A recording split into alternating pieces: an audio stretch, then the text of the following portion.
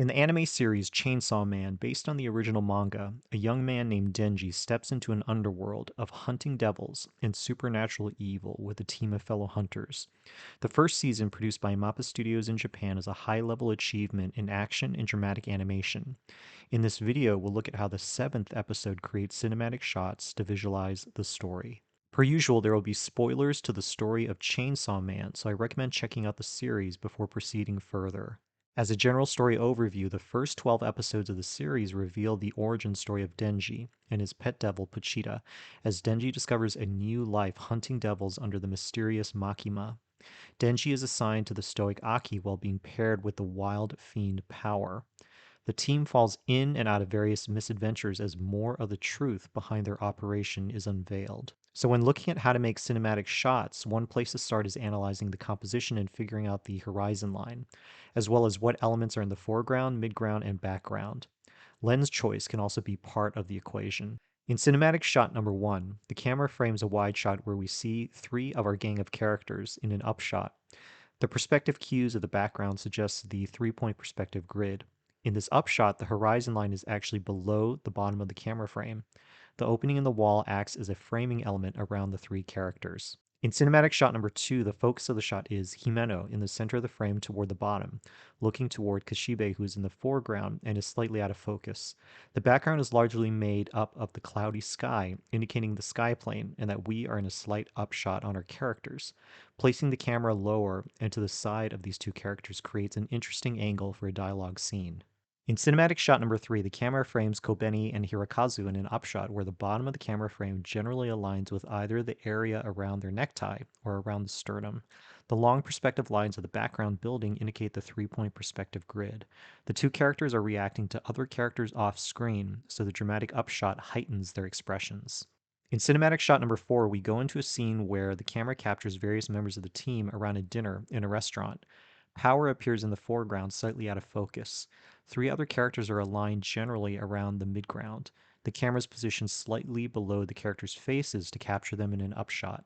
In cinematic shot number five, the camera frames Denji looking toward camera in a close up. The symmetrical composition with Denji in the center of the frame has more negative space on screen left than on screen right. The camera lens is likely close to 50 millimeters to approximate a view that is similar to the human eye.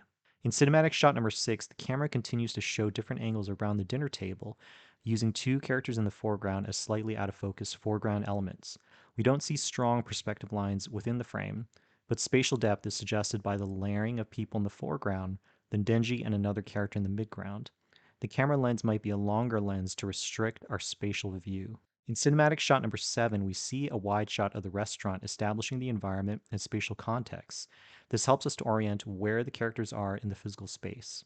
The camera is placed slightly closer to the ground and tilted up so we see the ceiling plane. The walls of the restaurant also run back into Z space at diagonals, creating spatial depth. The camera is likely using a wider angle lens to capture this framing. In cinematic shot number eight, we see another framing of the characters around the dinner table, layering them on top of each other visually. Denji and Himeno are clearly visible in the foreground, and they are the focus of the shot. Aki and other characters appear on the other side of the table in the midground. The composition is more flat than previous shots because we see fewer strong perspective cues or diagonal lines. In cinematic shot number nine, the camera frames Aki's face using Makima in the foreground.